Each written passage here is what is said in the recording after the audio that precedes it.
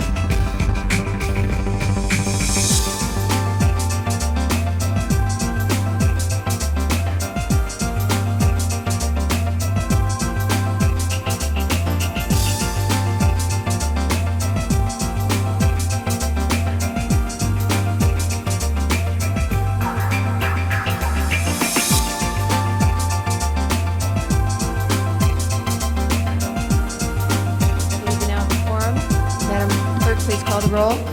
Cardenas, Garcetti, Gruhl, Hahn, Labange, Ludlow, Miskowski, Parks, Perry, Reyes, Smith, Villaraigosa, Weisstein, Padilla, 10 members present and a quorum, Madam President. All right, this is the meeting of the Los Angeles City Council for Wednesday, February 4th, and we do have 2 special presentations today. All right, is Mr. Ludlow? All right, neither Mr. Labange nor Mr. Ludlow, who are going to make presentations, are ready. They're on tour, but I will just introduce them briefly when they come to council. Thank you, Madam President. All right, and Mr. Ludlow, did you have a presentation today?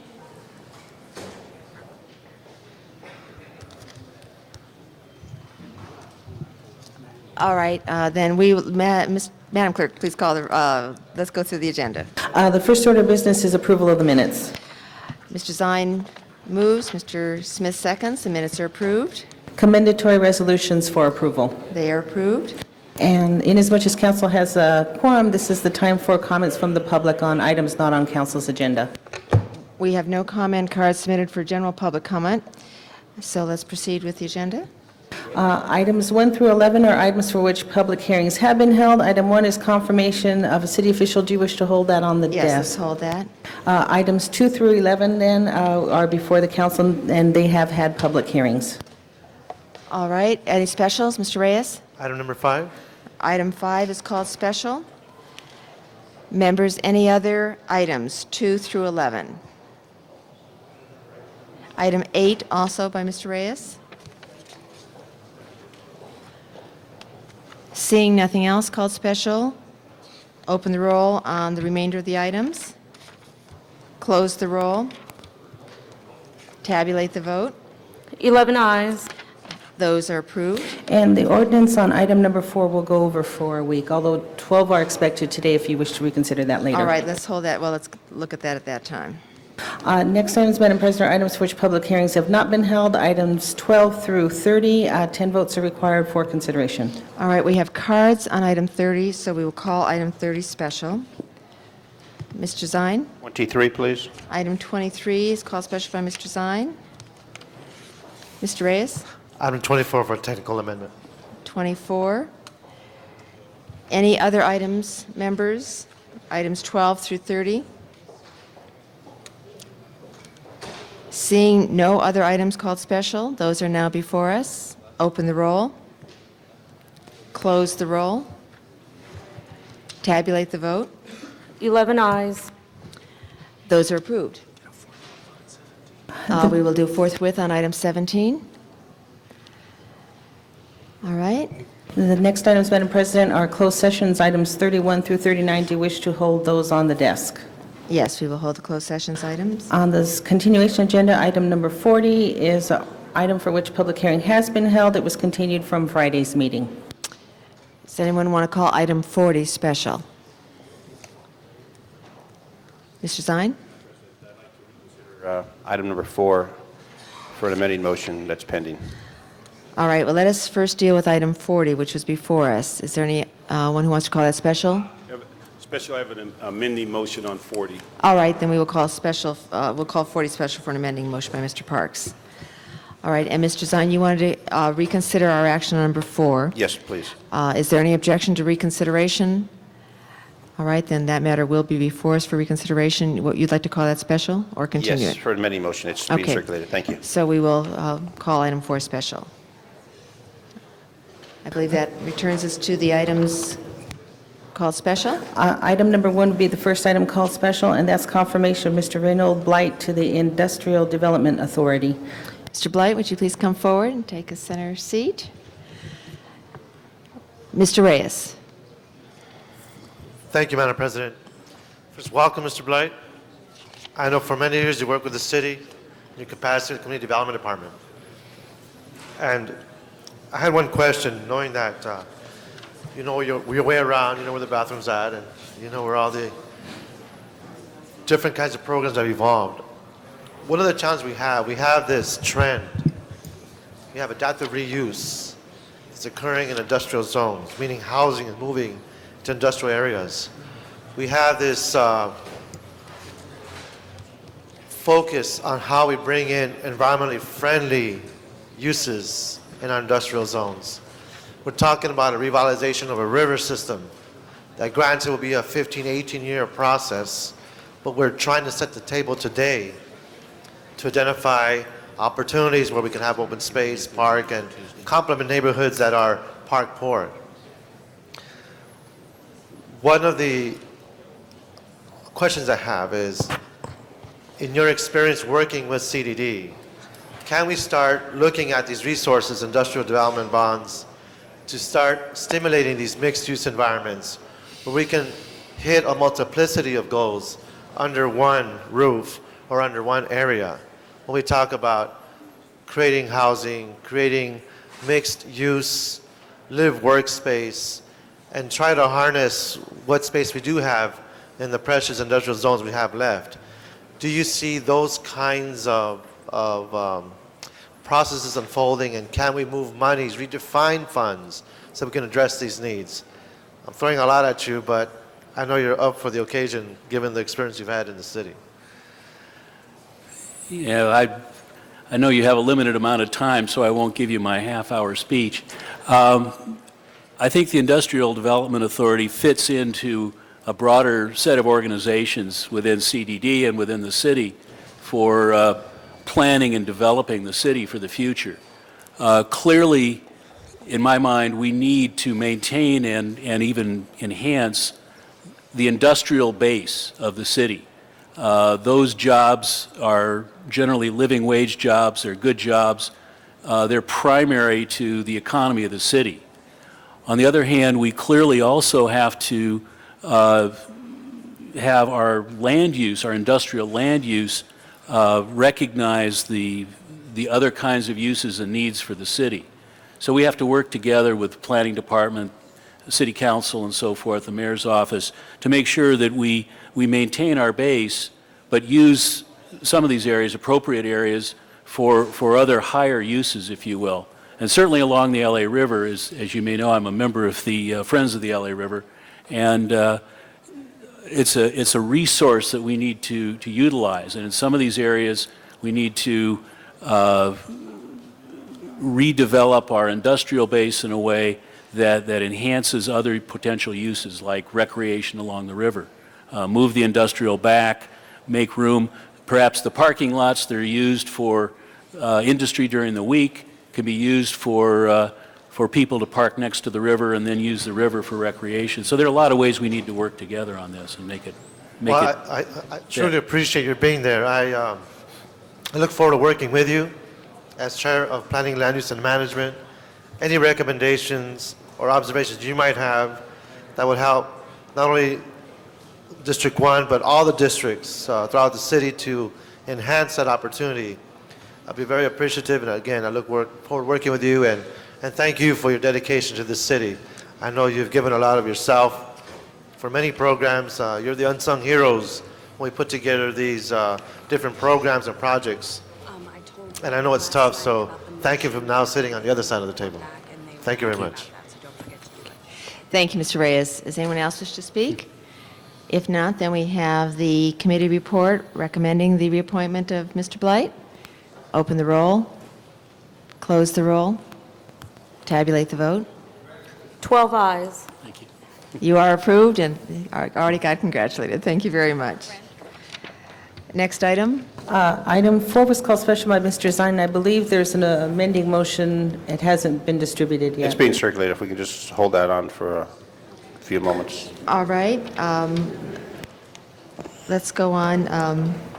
Let's hold item 5 for just a moment. Let's go on to item 8. Item number 8 was called special by Councilmember Reyes, and there is an amending motion that I believe is in the process of being distributed.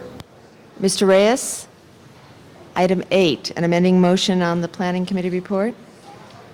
He said he didn't think so. He's going to talk to him right now. Damn it. Do you want me to take care of that? Yes, thank you, Madam President. I have an amending motion, item 8. It should have been circulated as 8A. Essentially, it's a technical amendment for an ICO in Pico Union, and I'm hoping we can get this approved today.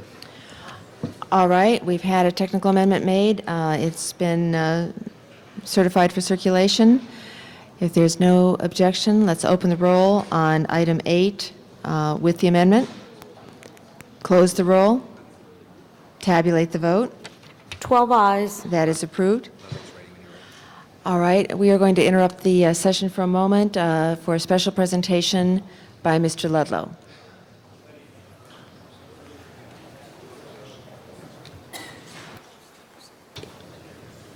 Is Mr. Ludlow here? Okay, he's coming forward.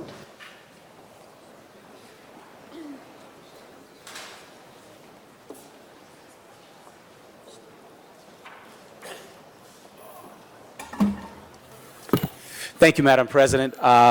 Members, I just wanted to come up and acknowledge that one of my staff members is moving on, and I wanted to just say that since I was sworn into office, she's been here. She helped me out on my campaign, and she's just going to be going to a small position just around the corner. Katrina, would you come on up here? Katrina Ryther is moving to Sweden, and she's going to be working with a publicist in Sweden, and we're just so proud of her. She's done a great job here. She's going to have a tenure of 6 months with the city of Los Angeles, but she's going to do great things on the other side of the globe, and so members of my staff are here to wish you well and to congratulate you and thank you for your months of service to Los Angeles and represent Los Angeles well in Sweden. So thank you so much.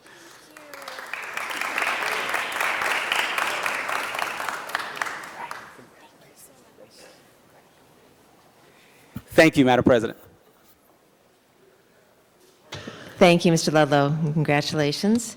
Next item, Madam Clerk. Item 23 was called special by Councilmember Zine. Mr. Zine for item 23. Thank you. Due to the circumstances of this grocer strike and possibility of having some major changes take effect today, according to the news reports, I'd like to continue this matter for 1 week. Is there any objection to the continuation of item 23 for 1 week? If not, that will be the order. Thank you. So item 23 will be continued for 1 week. Item 24. Item 24 was called special by Mr. Reyes. Mr. Reyes, item 24. Okay, this should be a, thank you again, Madam President. This is just a technical amendment to make sure we got the right date on this particular event. And that's just the nature of the amendment. All right, so we have a technical amendment correcting the date on item 24. Excuse me. I'm sorry, yes, Madam Clerk? Is that going to be a written amendment, or it's, Actually, it's from February 10th to February 8th. So that was a verbal amendment changing the date. We now have that clarification. Open the roll. Close the roll. Tabulate the vote.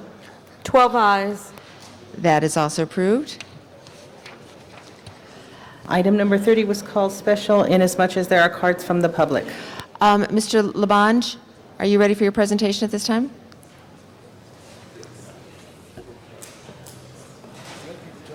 Okay, let me recognize Mr. Labange for his presentation.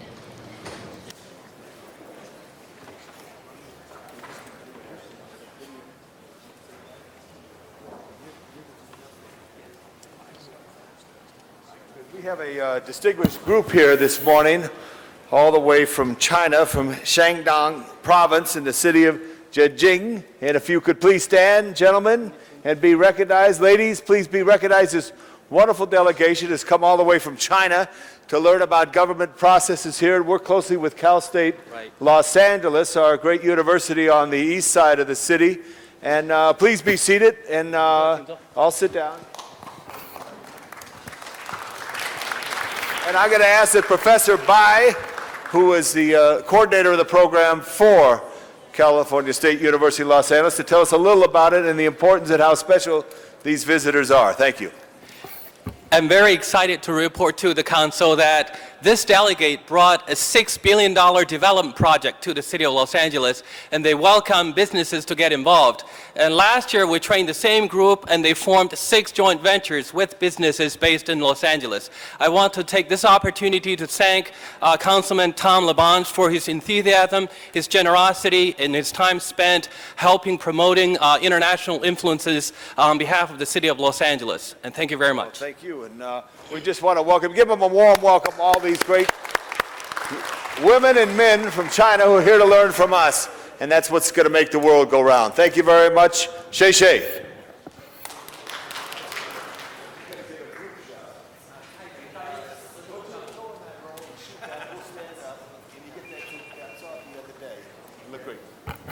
Madam President, thank you very much, Madam President.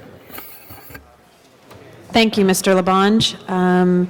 Next item on the agenda is item number 5. Councilmember Miskowski has requested that we have a 10-minute public hearing on this item. Colleagues, so we will begin that 10-minute public hearing. I will call the names of the individuals that I would like to have speak in order. I'll call 4 at a time. The first is Daniel Cohen. Second is Kathy Knight, Patricia McPherson, and Kathleen Humble. If you could please come to the microphone.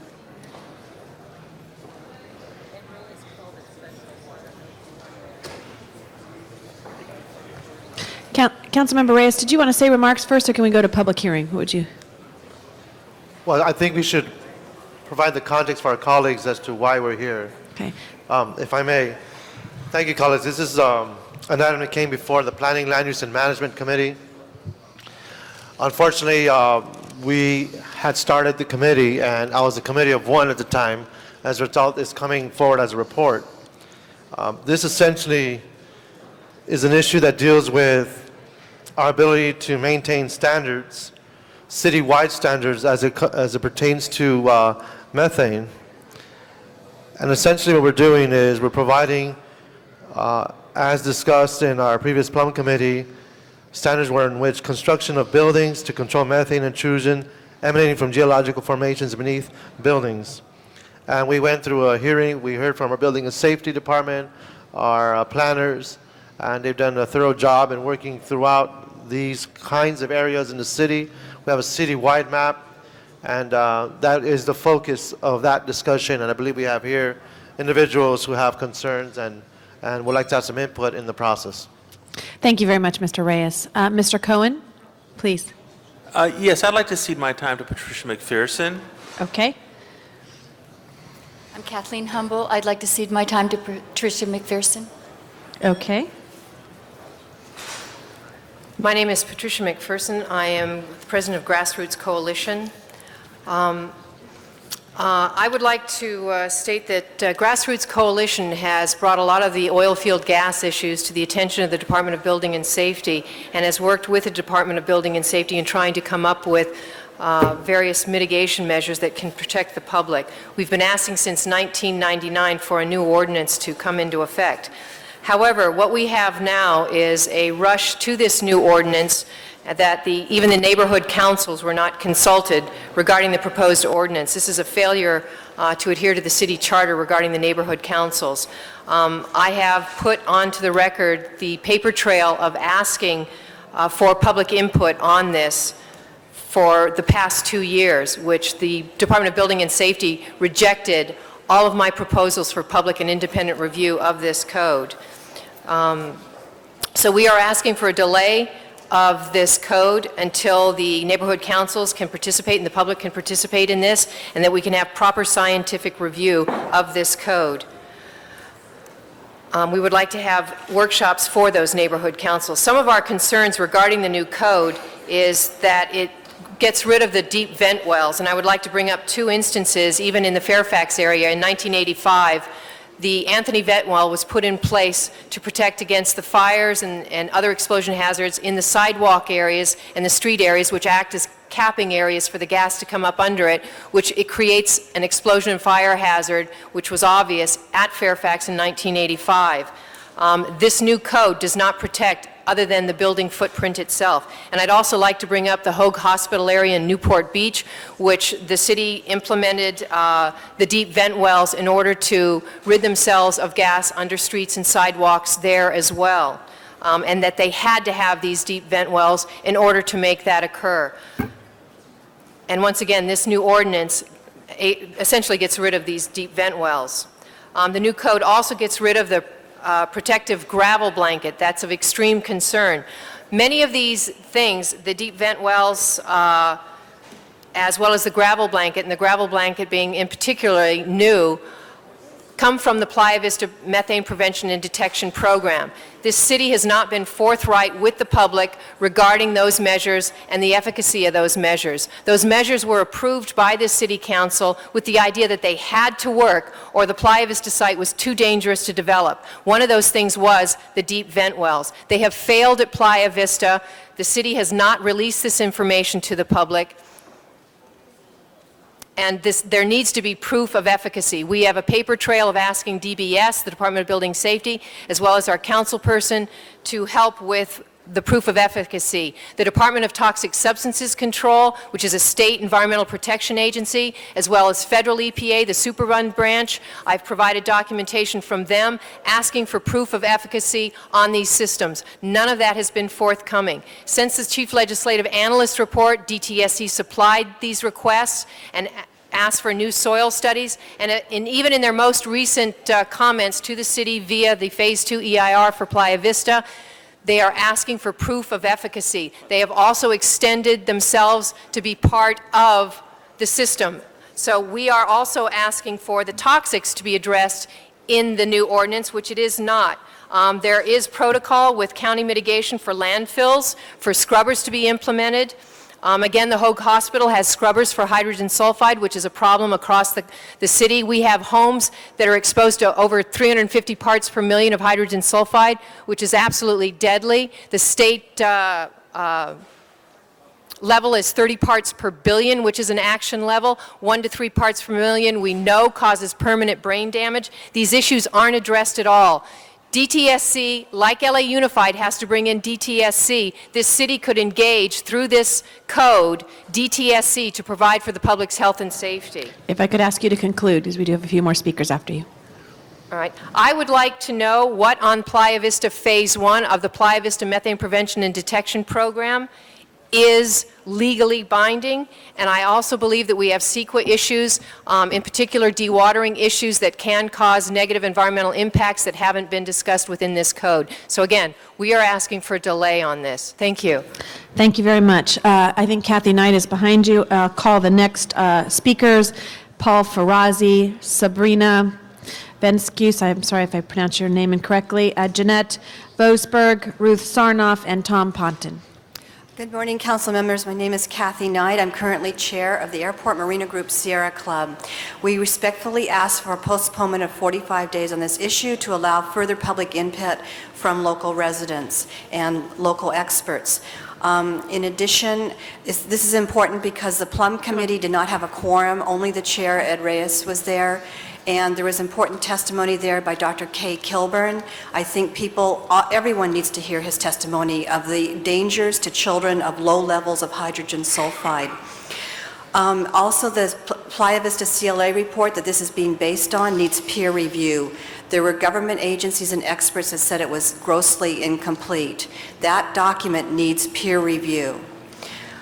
In addition, this is very important for the Fairfax representatives on the City Council and the Venice representatives on the City Council because there's a huge number of oil wells. We have DOG maps number 120 and 118 that can show you the enormous number of abandoned oil wells in those districts.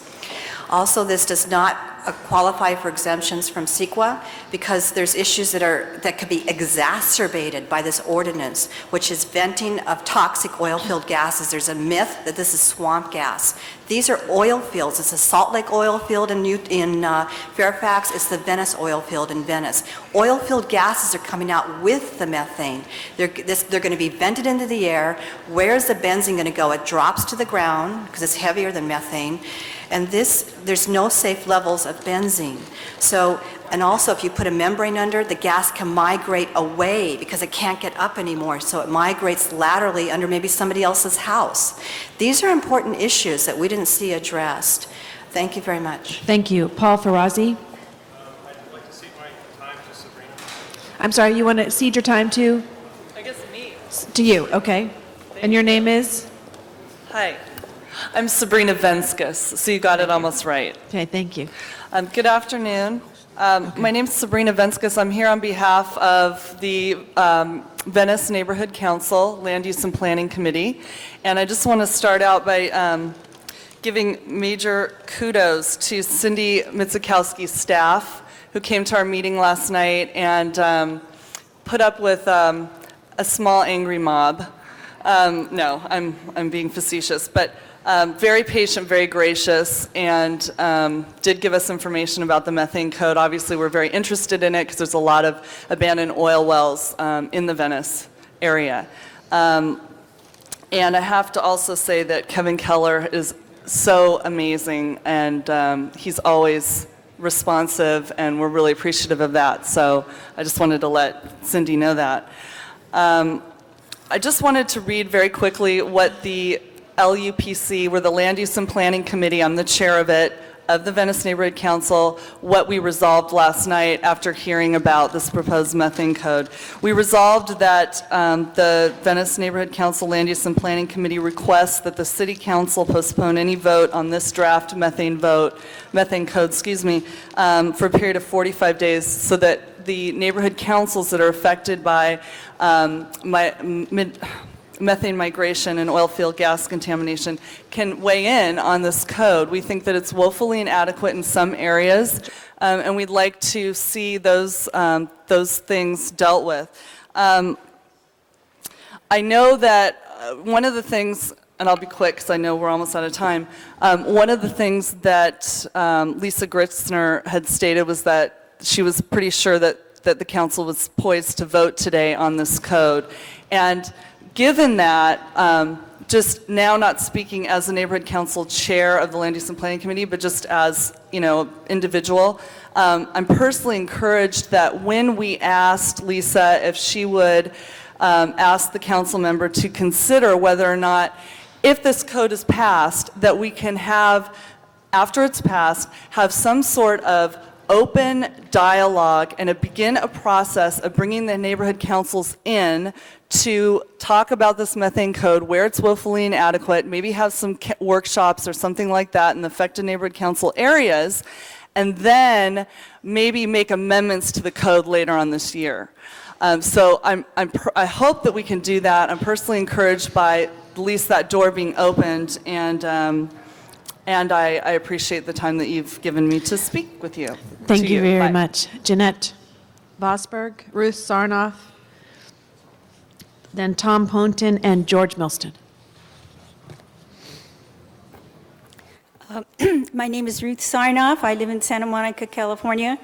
I have some questions about the methane code, which I'd like to make at this time. First, what does the council have that is legally binding, which has the Playa Vista Methane Protection and Detection Program, Phase 2? It was approved by the City Council for safe development to proceed at Playa Vista, and I believe that includes, Phase 1, which includes having deep vent wells in high gas areas. And I believe I would like to know what is legally binding that guarantees this for the Phase 1. I'd also like to reiterate some questions that were placed before the Plum Committee last week. Where were others, particularly contractors and developers, allowed access to the proposed ordinance? When was that? And why was the public not given the same access, considering that it is obvious that the public has a great interest in this subject? As was indicated by Mr. Bizzetti in his questions to the Plum Committee, that he had requested information about the ordinance and still had not received it. And he really questioned that the Plum meeting or any meeting would go forward in a climate where the public was not being given information. Has DTSC been properly involved in making sure that all constituents of oil field gases and liquids have been properly addressed? These include all BTX, H2S, heavy metals, acids, and such. And what scientific information exists on the ability of present systems to both prevent the invasion of the gases and liquids, but to detect their presence in a timely manner? And again, are you relying on the CLA report? Have all town councils been properly informed? Thank you. If I just ask you to conclude, we'll go to the next Yes. speaker. In terms of the science involved here, BTX, H2S, heavy metals, and other dangerous elements are carried with methane, and I believe what was placed in the record, a book by Dr. Kay Kilburn, Chemical Brain Injury.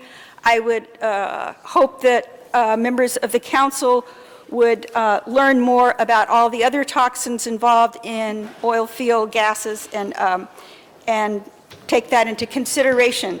Thank you very much. And I have 3 letters which I will give to the clerk. That would be great. Thank you very much. Ms. Vosberg? We have passed, colleagues, over the 10 minutes, but we only have 2 more speakers after this, so if you would indulge us in completing the public hearing. Okay, my remarks are brief. I'm Jeanette Vosberg with Grassroots Coalition, and we submitted ETI's CD to the city, and there's a summary of that ETI report at the Plum Committee. The CD that was prepared by ETI is called Still Working on It, and it shows the flaws of the mitigation and the failure to perform field testing. City inspection documents also reveal failures in mitigation and improper procedures, all of which regard critical safety issues. We submitted today a DVD, which is approximately 6 minutes long, that refers to, one, our request for information about this. Early on, we've been asking for 2 years, and just recently got the information we needed. And also, we have submitted some visuals of the gas bubbling up in various parts of the city. And we're very concerned about this. As citizens, we're concerned about explosion. We're also concerned about exposure that we might have to the chemicals in those areas. Thank you very much. Thank you very much, Ms. Vosberg. Next is Tom Ponton. Hi, thank you very much for allowing me to speak. Good day. My name is Tom Ponton. I chair the Mar Vista Community Council. I cannot speak on behalf of our council because, quite honestly, we didn't really find out about this motion until last week, so we haven't had a lot of time to discuss it amongst ourselves. But I would like to speak on behalf of myself, and I want to thank our councilperson, Cindy Mizikowski, for her willingness to work with us this week. We've met with her staff, myself and our Urban Planning Committee chair. Her staff met with the Venice Grassroots Neighborhood Council last night. We were able to attend that meeting, and we're very encouraged by the willingness of our councilwoman to look at items which may have not been addressed in this ordinance, particularly other toxic gases, problems that are occurring with oil wells that have been capped in the council district, and other items, other issues that we may have, and her willingness to work with us in the future in an ongoing way. Thank you. Thank you very much. Our last speaker is Mr. George Milston. Mr. Milston.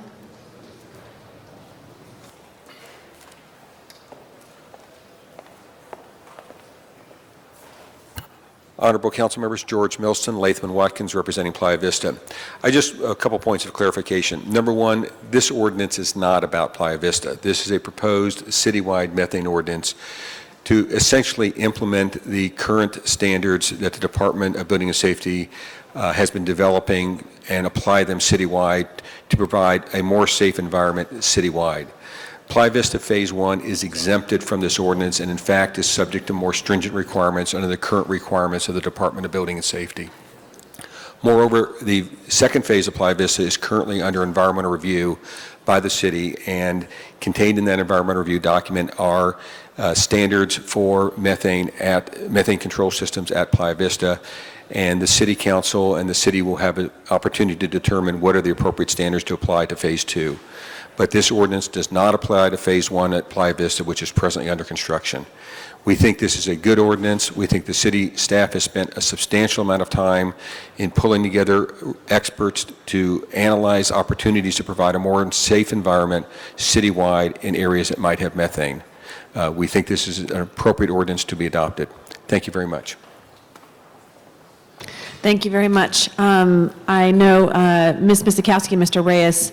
Mr. Reyes, you were number one and now it went the other way, Ms. Mizikowski, but I know you wanted to ask the staff to come up and make a presentation. Yes, because of the simple fact that we didn't have a full committee. I just want to ask the staff to come to the table and ask them some basic questions for the benefit of my colleagues so that we can understand what we're doing. And I appreciate the hard work from Councilmember Mizikowski. As you come to the table, I just want to ask some brief questions that will hopefully give the council members an understanding of what we're doing here and why we're here. First, please introduce yourselves. Good morning, councilpersons. My name is Nick Deli-Quadri. I'm the Assistant Bureau Chief with the Department of Building and Safety, and I have the Fire Department here, Chief Thomas and Chief Fukuda, Lloyd Fukuda. First of all, let me explain that the motion before you is concerned with methane mitigation citywide, and it was as a result of a motion the council made in June of 2001, 26, 2001. If you would like me to continue, I would go ahead. Well, let me just ask you some key questions, and hopefully we can pass it on to Councilman Sikowski. When was the task group formed, and who made up the task group? The task group was formed right after the Playa Vista project started. It was around June 26, 2001, when the council motion was introduced.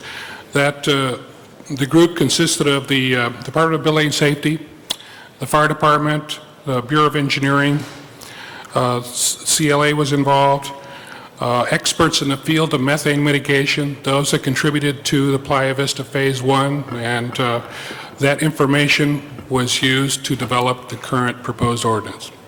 And we have been able to look at what we have identified as a gas probe test. Can you speak to that and what is its purpose, the gas probe test? Could you repeat that? I couldn't. Could you describe what is the gas probe test and its purpose? I didn't quite understand it. The probe test? Oh, the gas probe test. Now you're speaking to the technical issues. Right.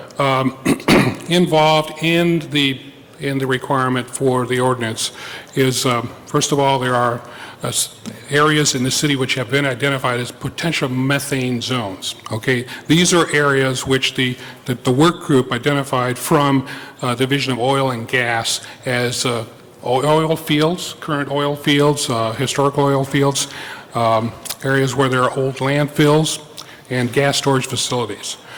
The ordinance would require that there be a gas test done to determine what the pressures and concentrations of gas are. That would be used to identify in the matrix which mitigation measures to be used on that project or that site. Now, these mitigation measures and the results of this test, I want to make sure that they are meeting the standards of the DTSC, Department of Toxic Substance Control. And that's what I need to hear from you, where we're at with that. The Department of Toxic Substance Control is concerned with hazardous materials. What we're concerned with is methane, which is not a toxic material in itself. Okay. Okay. What we are concerned with is a possibility of a fire or gas explosion, similar to what you had at the Fairfax area. This and accumulation of methane, such as you have here at the old Belmont School and other areas within the city. These have been sleeping type of hazards which are now coming to forefront. This mitigation that's being proposed here would effectively alleviate any potential problems with that. Great. So knowing, working with the fire department, working with your department, every effort was made to do, for lack of a better term, an early warning system to create the kinds of mitigation that prevents these kinds of disasters from happening to the extent possible. Correct. What we had to do is we have to identify the potential areas in the city that have methane. We can't just blanket the whole city and require testing in every location. And the experts pointed out that where you have oil fields, that's where you would have potential for methane. But that does not necessarily mean that you will have methane leaks. Now, as time goes by and as tests are done, there will be an accumulation of data and knowledge that will better define those areas in the city where you have the higher potentials for methane. Right. Thank you. Again, colleagues, a lot of work has been done. A lot of leadership and input has been provided by Councilman Sikowski's office, especially its impact, how these methane areas can affect our city. But just as important, what has been delineated has been methods and standards for new construction so that we can be in a safer place during construction and when the building is built. So we can identify what kinds of technical and mitigating standards we need to establish on a case-by-case basis. So they have introduced to us a citywide map, and they showed us areas in which these conditions are probable and where we need to be extra alert in dealing with these standards. So with that, I just want to thank you for your hard work. And again, colleagues, this is not about Playa Vista. This is not an issue with Playa Vista. And I just want to make sure we delineate the two. Thank you very much. And thank you for your hard work. Thank you, Mr. Reyes. And now call Ms. Misikowski. Thank you, Madam President. Mr. Reyes and the department have done a good job in giving some background. let me just give a little bit more. The motion that was introduced in the City Council in 2001 and asked Building and Safety to do a task force and look at this came about as a consequence of Playa Vista. In 2001 and 2000, the city started looking at Playa Vista again. It had been initially approved Phase 1 in the 90s, and there had been not a lot of specific attention paid to the methane issue. It was later in evolution, as different bond programs came forward, that the issue arose about what should we do with methane there, how should we deal with it, and there was a subsequent report by the CLA that indicated there were things that we should establish and new groups of issues that standards addressing that issue in this area that had not previously been done in other areas of the city.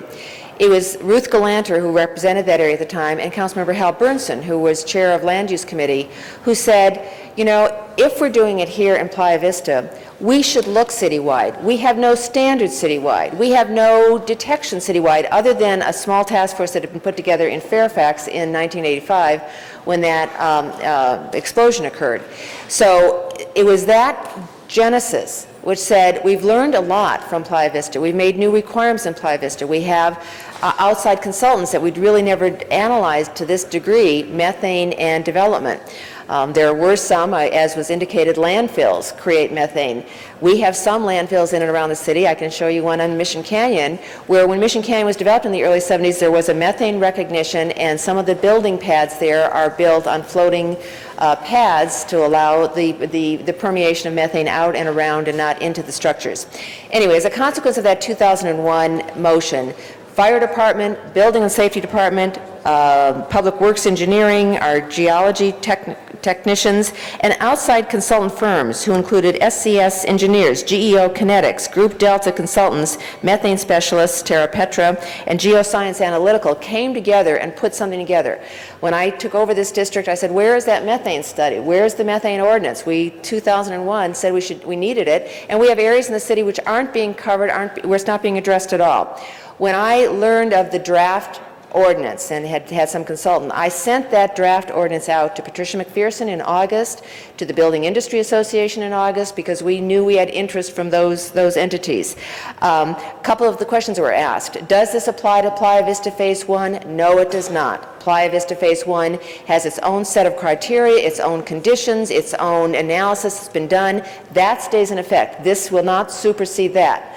Playa Vista Phase 2, where a lot of the comments were made, will relate to the environmental analysis that's done on Playa Vista Phase 2, evolution of data we know from Phase 1, et cetera.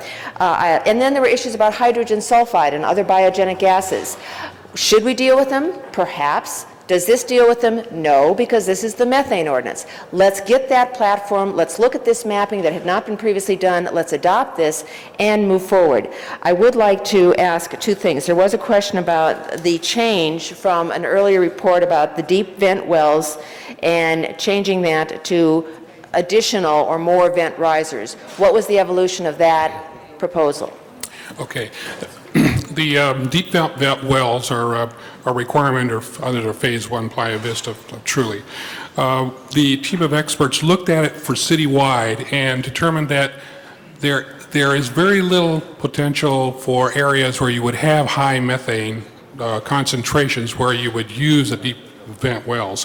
One. Two, the use of doubling the vent riser ventilation would more than offset any benefits of the deep vent well. There's also the condition where a deep vent well will not work properly, where you have high water table or you have a soil, clay soils or clay sands, which could clog up the deep vent well. That was also of concern. For citywide, then the team of experts agreed that a doubling the vent riser requirement would be more than adequate to provide proper ventilation. All right, I appreciate that. Members, one of the things I did want to say, when we've mapped, and I think they have a map there, and I don't know if somebody from Building and Safety can just turn that map over.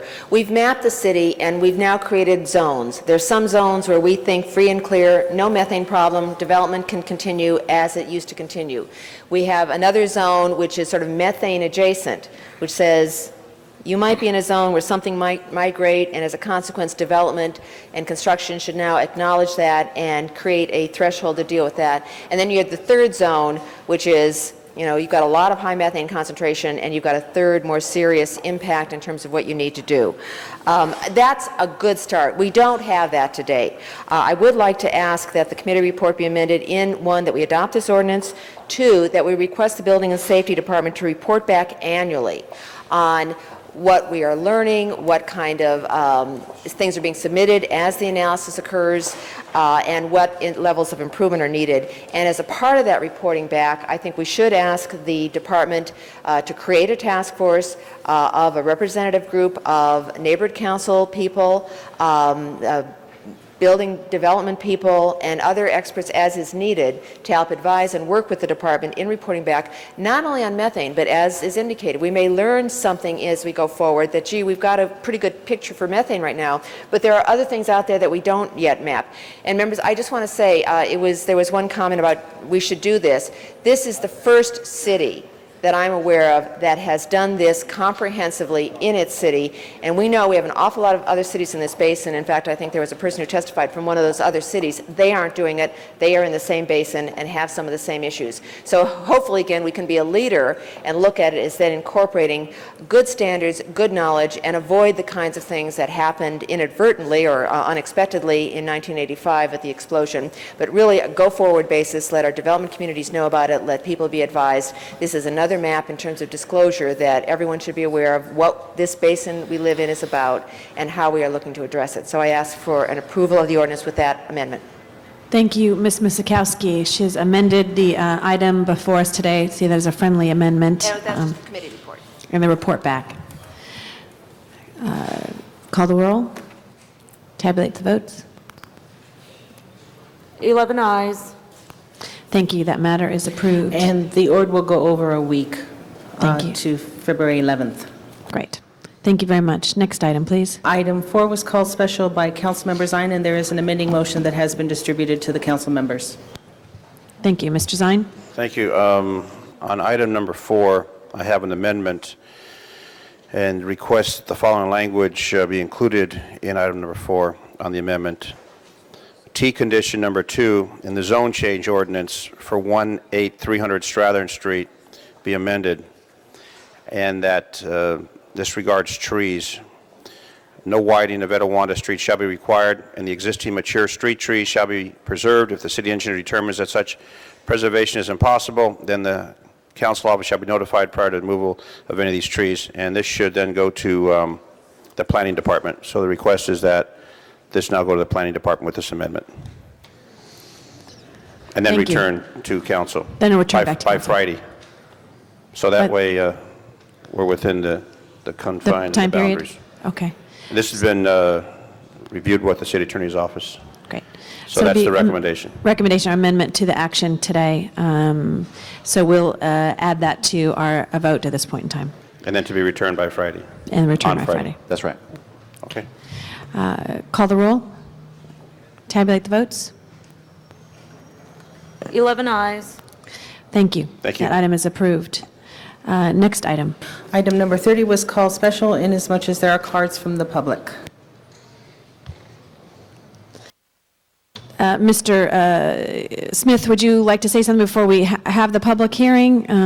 Is this the last item on the agenda for today, before executive session? Item number 40. Item number 40. Would you like Could to go we to go to item number 40 40 first? first, please? Thank you. Sorry, I didn't see here what the other item, if there's another item. Can we go to, we'll hold this on the table and go to item 40. Item 40 was called special by Councilmember Parks. Councilmember Parks. Thank you, Madam Chair. I have a motion, just a friendly motion to add to the current motion that basically identifies that we have a third program in the city that deals with the 1% art program, and it's located in CRA, and I just ask that as the current motion identifies the program in Public Works and one in the Department of Aging, that we also ask for the same information and look for the efficiencies and relate to the CRA program. And so that's what motion 40A is. Yes, Mr. Labange? Yeah, Press your button, please. thank you. Pressed. Permission to talk? Granted. Okay, good. Councilman Parks, we had this in committee here, and the concept that you have is to try to include the CRA on that. And I think that's a very valued concept. If there's no rush on this, I'd like to send this back to committee and then make sure all entities are there and explaining it, because there are some complications sometimes. So if there's no objections, could we send this back to committee with the amendment that Councilmember Parks just spoke of, that I'll second, that it would include the Community Redevelopment Agency? And ask that the CAO identify any other agencies that we may not think of if right now, so that we're all consistent in that. Second. Okay. Okay, we'll Mr. send it Parks, back. do you have any disagreement with that? Are you fine with that, or? That's fine. That would be fine with me. That we just wanted to make sure when they explain the two programs, that the CRA's program was part of that explanation, and if we can see if there's some overall efficiencies. Great. So we'll send that back to committee. Thank you very much. I'll go back to Arts, Parks, Health, and Aging Committee. Next item. Item number 30 is on the desk. Thank you. Mr. Smith, we do have numerous cards to be heard today. If you'd like, we can go ahead and have a public hearing first. No need for any comments then. We'll go to the public hearing first.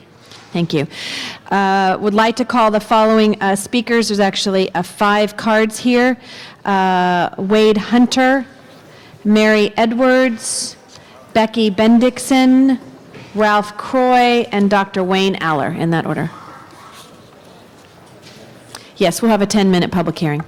Good morning. Thank you, Madam Chair, members of the council. My name is Wade Hunter. I am the Environmental Affairs Commissioner for the City of Los Angeles, and the opinions I express today are my own and not necessarily those of the other commissioners. While being opposed to the reopening of a landfill inside the city limits, I feel that if the landfill receives final approval, it's incumbent upon the City Council to ensure the health, safety, and welfare of all city residents. The dump's location so close to all of our water supplies, extreme seismicity of the area, and BFI's past poor record of compliance necessitate additional protection. And I believe that the waste discharge requirements with the use of a double liner and the reopener clauses will serve this city well and will help ensure that protection. So I strongly urge that you approve this resolution today. Thank you. Thank you very much. Ms. Edwards.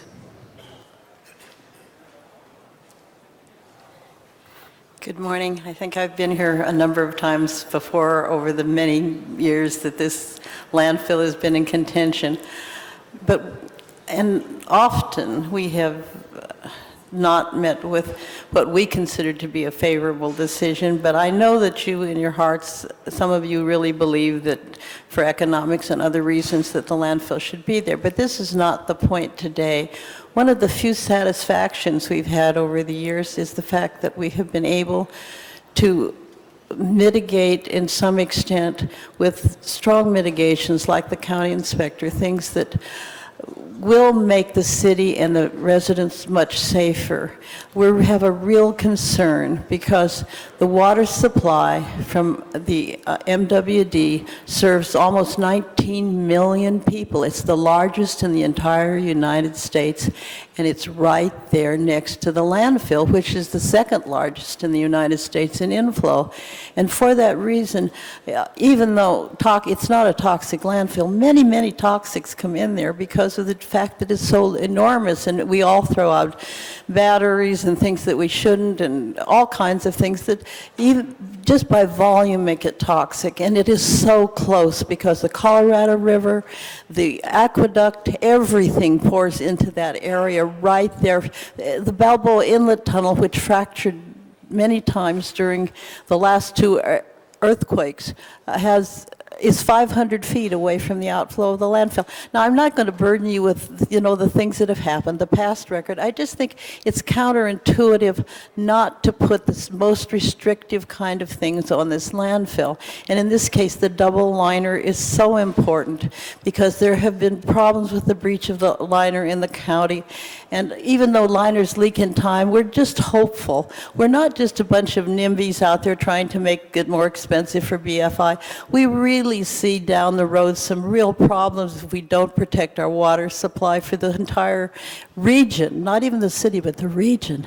So it's so important that we back up. We had many hours of testimony in front of the Water Board, and we went into the details about the other things, and they came to the conclusion that in this seismic area, so close to the water supply, that this was the protection that they needed. Now, we feel that, I mean, I'm not going to be around long enough to see this liners leak, but I want my children and grandchildren, the people who live here, to be safe. And this is all we're asking, is a modicum of safety, because we really, really care about the city, and I know you do too. Thank you very, very much. Our next speaker, Becky Bendixson. Good morning, Madam President and City Council members. My name is Becky Bendixson. I'm the chairperson of the Granada Hills North Neighborhood Council, certified by the Board of Neighborhood Commissioners on September 10, 2002, and a duly elected board as of March 31, 2003. I appear before you today to represent the approximately 28,600 stakeholders encompassed within our boundaries, the LA City-County line, the I-5 Golden State Freeway to the north, the 405 San Diego Freeway to the east, the 118 Ronald Reagan Freeway to the south, and Aliso Canyon to the west. I wish to thank Councilmember Perry for waiving this matter from her committee. Our community lives in the shadow of this enormous landfill and has already expressed health concerns for its residents and the effect of the high-velocity north winds that blow across the landfill and onto our community, including the LA Reservoir and the Jensen Filtration Plant. On June 26, 2003, at a duly noticed special meeting, the board passed a motion that the GHNNC oppose any expansion of operations at Sunshine Canyon Landfill. A further motion was passed to recommend a double liner system be installed if the permit to open the landfill were granted. With the problems in the county with the torn liner and methane in the underdrain system, plus the numerous citations with the current operations for various other infractions, the need for extra protection is justified. The nearness to the Balboa Inlet Tunnel and the treatment and storage water for 19 million people, which is most of Southern California community, is one of the most seismically active areas in all of Southern California, necessitate erring on the side of caution. BFI stands to gain billions of dollars worth of business from the landfill expansion. An additional liner is a small price to pay when you consider the impact this landfill will have on the entire Southern California region, including all of you and your loved ones. Please join Mayor Hahn, Councilmember Greg Smith, and our community in supporting the decision of the LA Regional Water Quality Board to require a double liner and the reopener provisions of the waste discharge requirements for the Sunshine Canyon landfill. Thank you. Thank you very much. Ralph Croy, please.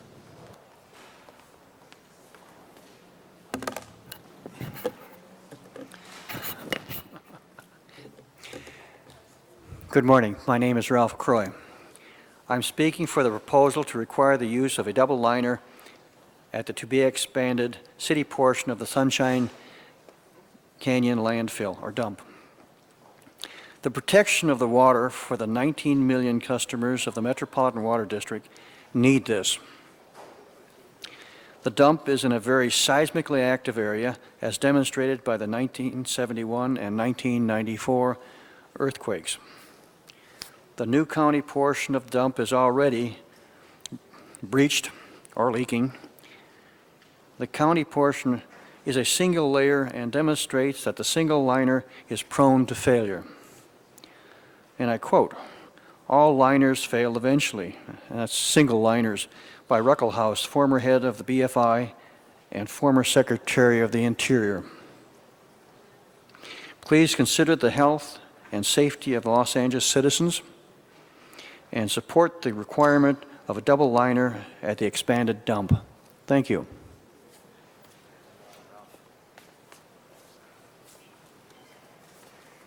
Please, go ahead.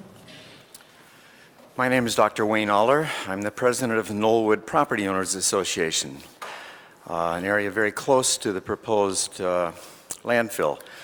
But I'm really not here speaking for residents of Knollwood. I'm here speaking for the 19 million people whose water supply might be affected were another earthquake to occur. I don't know how many of you attended the meeting on Saturday, January 17th at Caltech, put on by FEMA, USGS, and Caltech. But they provided some new information in the form of 3D maps of seismic areas of concern to Southern Californians. What they told us was that the most active surface thrust fault sites in the entire Southern California area are where the dump is. The dump is sitting right on top of this. During the 1994 quake, Oat Mountain and the ridge on which which forms the boundary between the city and the county, moved up 25 inches, moved north 7 inches, then settled back down 6 inches. If thrust faults occur, a single liner probably will not contain all the leachate material. That material will flow down into the county's treated water supply, affecting 19 million people. We can't let that happen. It's a small price to pay to have a double liner put in. It'll roughly double our protection. I think a double liner is a no-brainer, and I would thank the council for their action affirming this. Thank you. Thank you very much. First on the speaker queue is Councilmember Greg Smith. First of all, I want to go on record and make this very clear. This is not about whether Sunshine Canyon dump should be permitted or not. That discussion was held in 1999, and while I'm still not happy about the decision, an 8-7 vote, it's a fact. It has been permitted. What this is about is the BFI has appealed the decision of the Regional Water Quality Board on two issues. One, the sufficiency of the liner, which they are appealing, a double liner, and two, the reopener clause, a unique clause that the Water Quality Board put in because of BFI's poor record in compliance that says at any time BFI violates the rules, the Water Quality Board can reopen the permit and take another look at it, a very unique action. They're appealing these because they really don't want to do that. They're scared of that. So let me state it one more time. This is not about BFI. This is not about Sunshine Canyon. It's about making it a safe dump. If we must have it, let's make it the safest dump that we can possibly make it. In July of last year, 1,4-dioxin, which is a chemical that appears in landfills, was found at Sunshine Canyon, and they were ordered to clean it up. The U.S. EPA has classified 1,4-dioxin as a probable human carcinogen. While they have not set standards for it as yet in landfills, we know it exists. The city was asked by the Water Quality Board to test for numerous chemicals. So we did a test, which BFI was asked to pay for, test numerous chemicals. We found numerous chemicals in that landfill that are coming out in the water effluents that are problematic. First of all, they're all on the increase. Numbers are going up drastically. But more importantly, 1,4-dioxin was found to be in the about 890 parts per billion. Now, to put that in perspective, most of the chemicals we're testing for in there are 1-2 parts per billion. 1,4-dioxin was found at 890 parts per billion. When we showed this to the Water Quality Board, they went, wow, we've never seen that kind of concentration before. That is very problematic to us. Texas A&M University did a study a few years ago and showed there are 113 different toxic chemicals that are found in municipal leachates in landfills around the country. The EPA has said repeatedly that landfill liners leak. And so you received a letter, all of you got this letter from BFI stating that there's no scientific evidence to prove that this double liner is needed.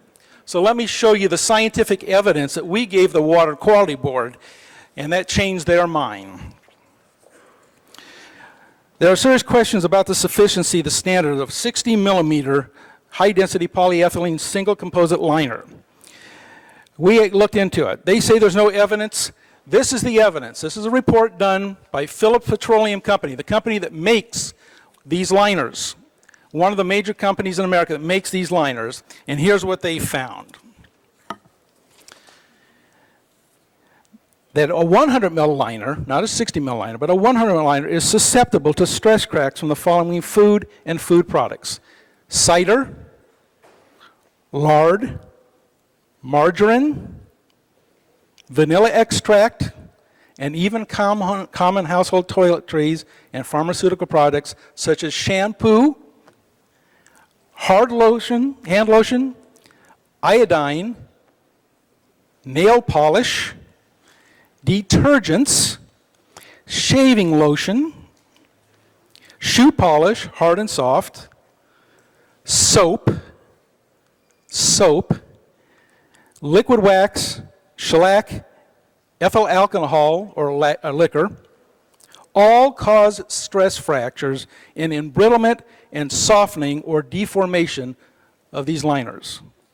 In addition, common oils such as castor oil, I don't know anybody uses that anymore, but castor oil, mineral oil, vegetable oil, and pine oil also cause stress cracking.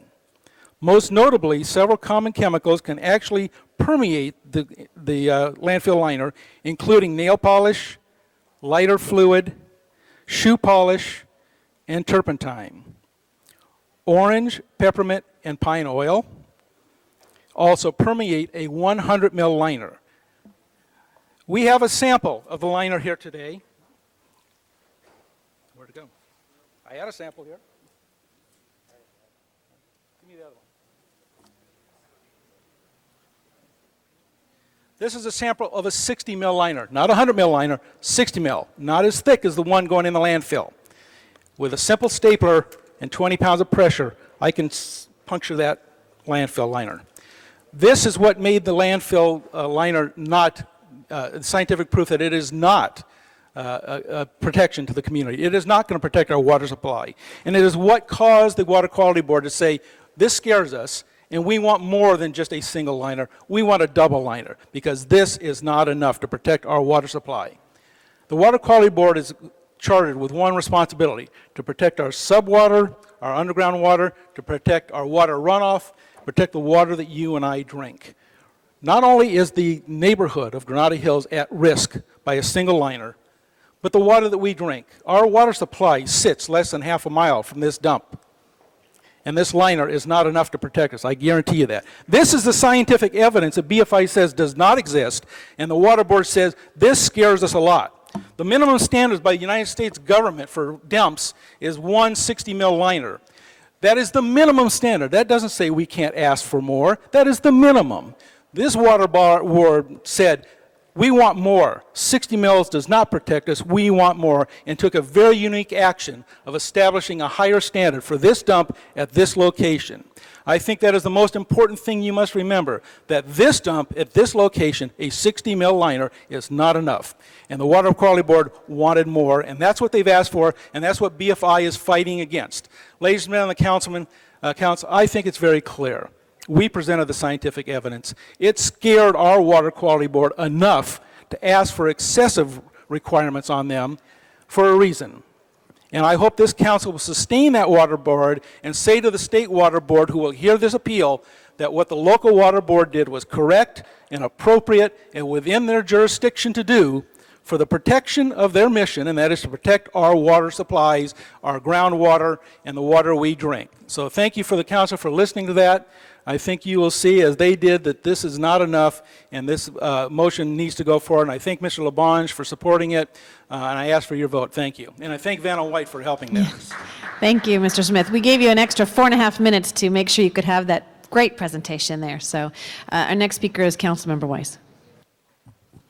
Thank you, Madam President. I just want to rise and commend Mr. Smith for acting in this matter and for the way in which you have acted. It's a real testament to how committed you are on this issue that you've brought it forward, and I'm very pleased to have to co-sign the motion and to vote in favor of it today. I simply want to say that among the many reasons I co-signed the motion, one of the most important to me was the fact that I have tremendous respect for the Water Quality Control Board. And I've worked with them very closely on issues relating to Santa Monica Bay, and I have found them to be diligent and thoughtful and comprehensive, very, very thorough. I know in this matter, I think they held multiple hearings. Okay, 4 months of hearings, and I think it's very appropriate that we back them up here, as indeed I'd like to see us back them up on a whole host of other issues. And I think it was useful for the entire community that you represent to see how diligent, thoughtful, and comprehensive they were in this matter. which I think ought to give people an idea of just how thoughtful and thorough they're being when it comes to other water quality issues as well. So thank you for bringing this motion. I look forward to voting for it in any second now. Thank you, Mr. Weiss. You have that opportunity. We have before us item number 30, which is urging the State of California Water Resources Board to uphold the December 4th action in its entirety and reject the appeal by Browning Ferris Industries. Madam, please call the roll. Close the roll, tabulate the votes. 12 ayes. Thank you very much. That item is approved. Thank you. Yes, and then we go forthwith with that item. Also, if we could reconsider item number 5, we do now have 12 members present. Mr. Reyes has asked for that item to be reconsidered. Item number 5. We open the roll, close the roll, tabulate the votes. 12 ayes. Is that for the reconsideration? Okay, now we're on to actually approving the item as amended by Ms. Misikowski. Item number 5, please open the roll, close the roll, tabulate the votes. 12 ayes. Thank you. That item is approved and will not be forthwith, and that will not be coming back next week because we have the 12 items today, 12 members present today. Next item on the agenda. Do you wish to clear the desk before going into closed session? Please. Council has motions for posting and referral. And there are excuses on the desk. Councilmember Reyes requests to be excused Wednesday, February 11th for city business that meets council policy. Items are approved. And that clears the desk for closed session. Thank you, Madam Clerk. We'll now go into closed session. Mr. City Attorney, is there anything we need to say before we go forward? Before we leave open session, Mr. Parks must recuse himself from items number 33, 34, and 35. Thank you. Yes, Mr. Parks? I'm going to repeat what she said for the record. Okay. I have to recuse myself on item 33, 34, 35 because I'm a defendant in those cases. Thank you. We're all clear now. All right. Mr. City Attorney. And the City Attorney's Office and the CLA is requesting that item number 38 be continued to February 10th. So moved. If we could clear the room, and then we'll go into executive session.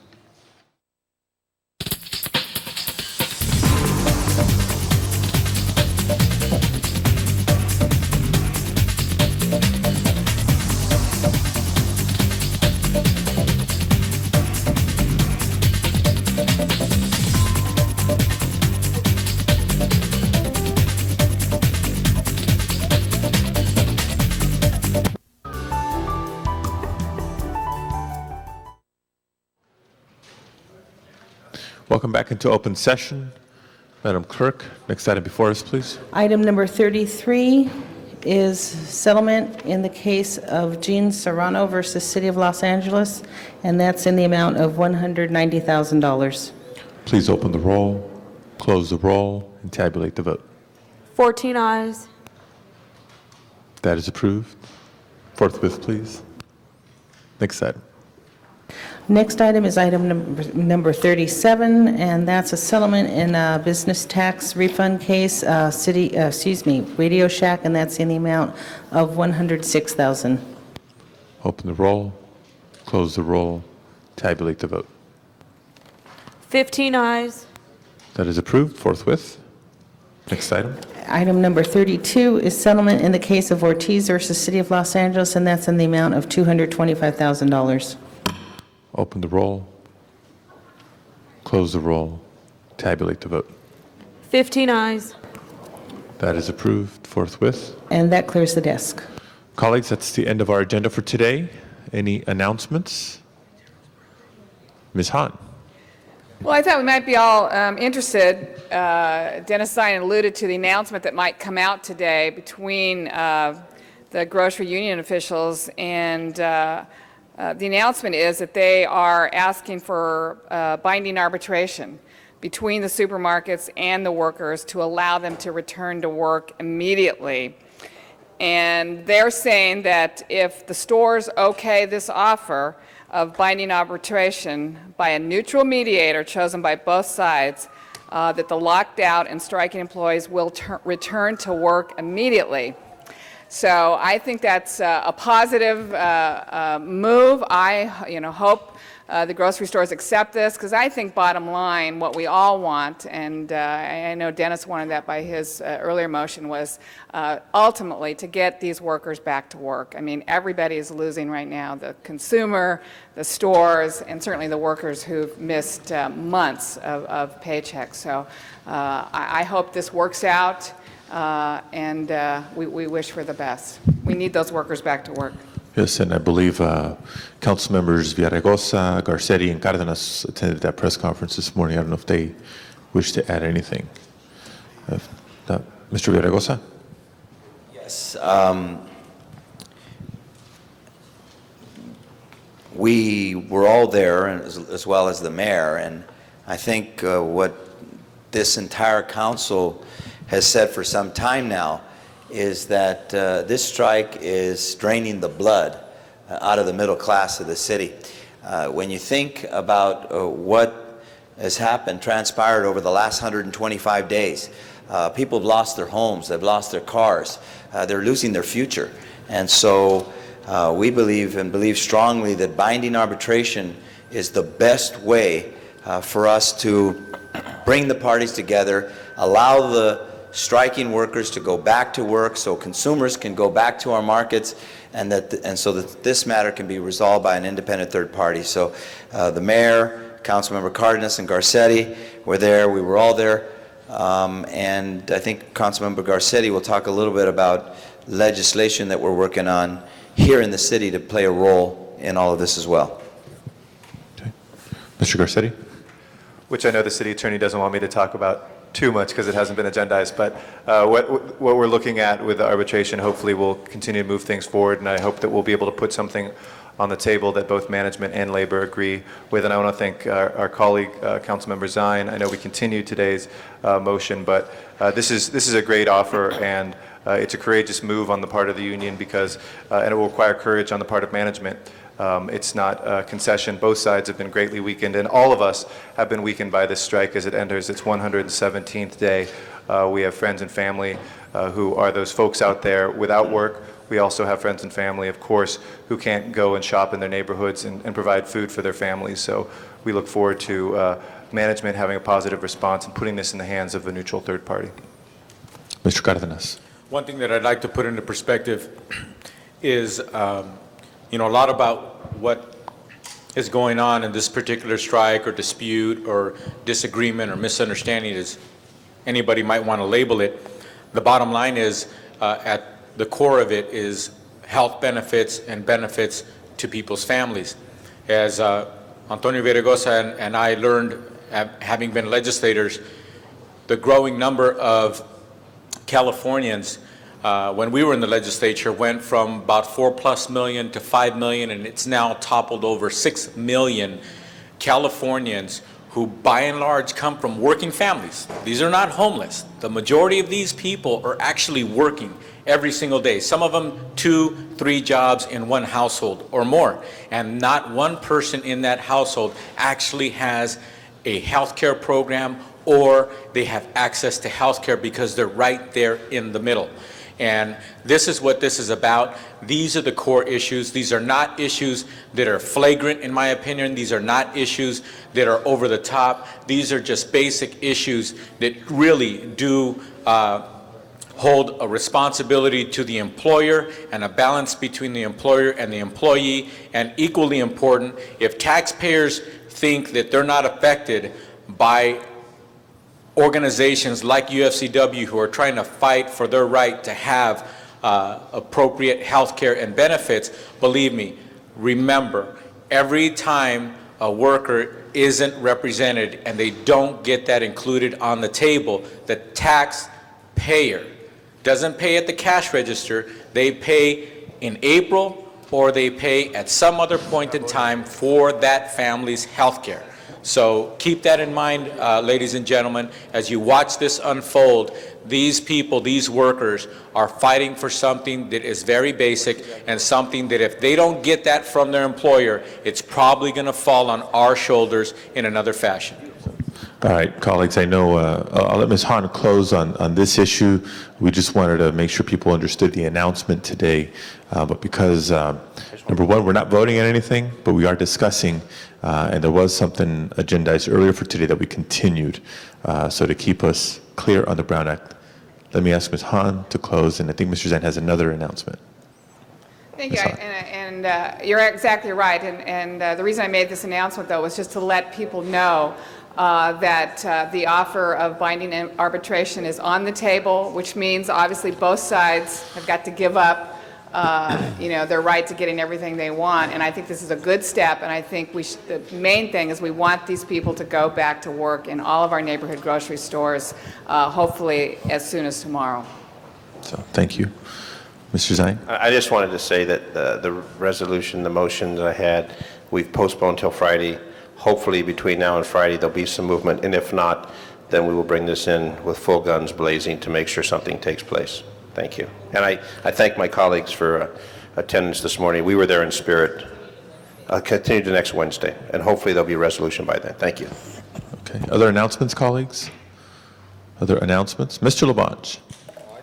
Say, members, tonight Olivia Mitchell of the City of Los Angeles will be honored with the 3rd annual Unsung Heroes Award dinner, along with others at KCET in Los Angeles. And I think Olivia Mitchell, a mentor to myself and Wendy Gruhl and Ed Reyes and all those who are on the Tom Bradley Youth Council, I just can't say the words enough of greatness of Olivia Mitchell, and I congratulate her for being honored as an unsung hero, because she's truly a hero to all of us, Olivia Mitchell. Okay. Mr. Reyes. Ms. Perry? Mr. Ludlow? Thank you, Mr. President. Just wanted to mention, colleagues, on Thursday, I had a rare opportunity. I was in Washington, D.C., and one of our colleagues was there, and I just wanted to take a minute. I don't know if he's here. Is Eric around, or is he gone? He's right behind me. Sure. Anyway, Eric was in Washington, D.C., because they were announcing the grand opening of Gil Garcetti, his father's photography exhibit on the Disney Concert Hall. And I just wanted to tell you, in the National Museum auditorium, which is one of the most beautiful facilities in all of Washington, D.C., President Bill Clinton and the international president of the Iron Workers and President John Sweeney, the national AFL-CIO, were all on hand to honor our colleague Eric Garcetti's father. And no, I told you I'm going to put you on the spot. It was just an amazing, amazing moment. And for those of you that have not had a chance to see the great photography that Gil Garcetti did on the Disney Concert Hall, you really ought to see it. It's world-class photography. It's some of the best that I've ever seen. And we also just really congratulate, because I understand the story is that after he left office, he talked to his son and wanted to figure out what he ought to do next, and his son encouraged him to pick up his passion, which is photography, and within a short period of time he's now been honored in the nation's capital with one of the best exhibits that they've seen. And so I just want to congratulate Eric Garcetti and his father and his family. And as Eric will tell you, he also walked a few precincts as he was picking up that photography. Mr. Cardenas. On that note, speaking of the good work of Gil Garcetti, I'd like to announce the good work of Gil and Suki Garcetti, which is their son Eric Garcetti. It is his birthday. So congratulations, Eric. I understand it's not your silver birthday, but I hope there is a silver lining on this wonderful day that everybody should celebrate. Once again, we talk about the works of individuals or what have you, but there's nothing better than the blessings of children, and Suki and Gil, I'm sure, are very proud of you, Eric, and happy birthday. They say it's still a work in progress. No, I just Mr. Labange. I just want to congratulate Eric on his birthday too. Today's your actual birthday? That's wonderful. 33. I know. Well, no, that's good. That's good, Eric. But I think it's wonderful. All of us colleagues, the energies that all of us bring, but Eric Garcetti brings great energy, and I'm very proud of him because he works real hard at what he does, and he reads everything, which is so important. And I just am very happy that you have a wonderful birthday, and hope you go out and celebrate it tonight in the 4th District.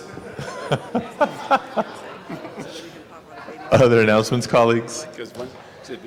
Other announcements? If not, do we have adjourning motions today? Please rise for adjourning motions.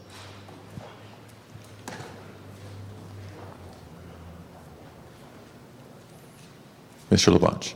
Members, I ask that we adjourn in memory of David Boyd, who some of you may know was a longtime representative for the ARCO Foundation. He was very involved in a lot of the city life here.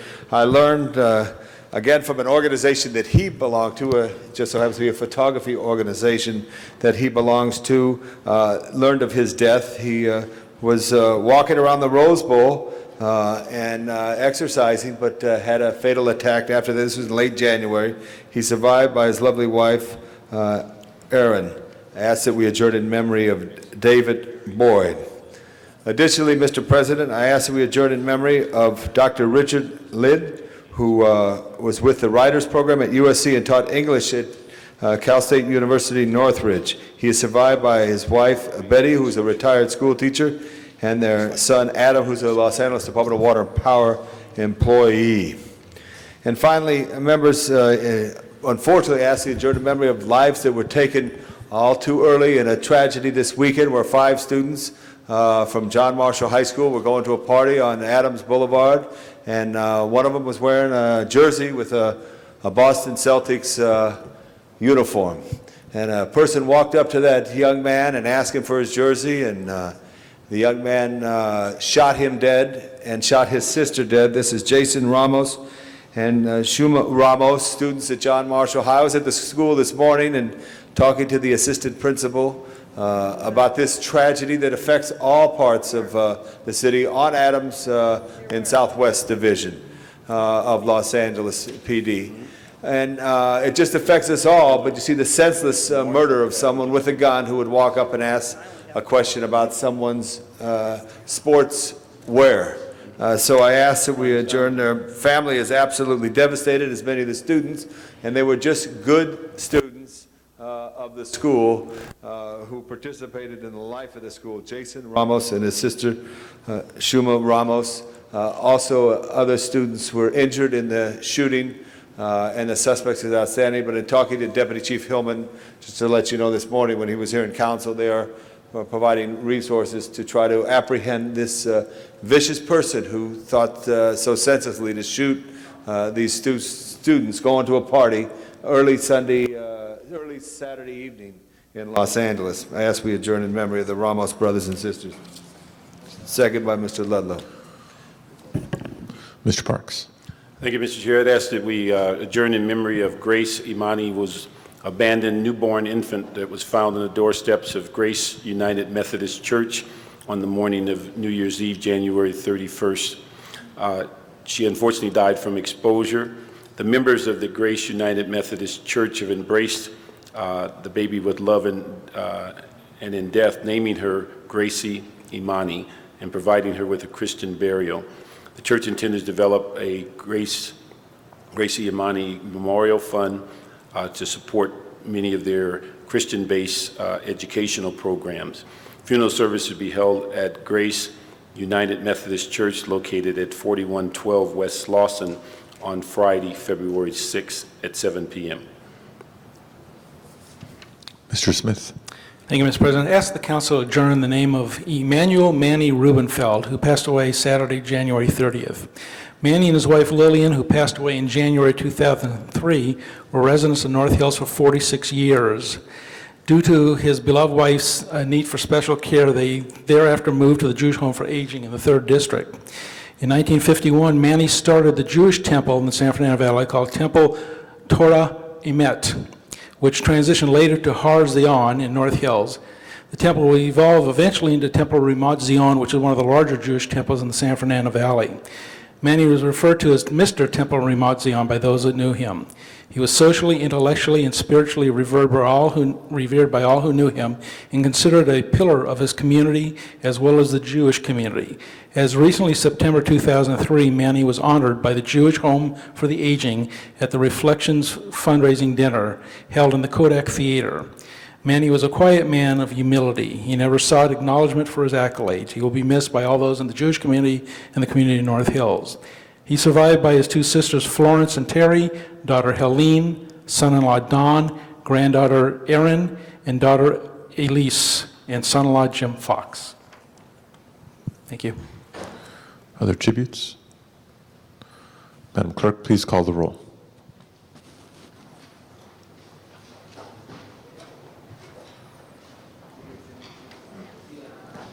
Thank you all very much. This meeting is adjourned.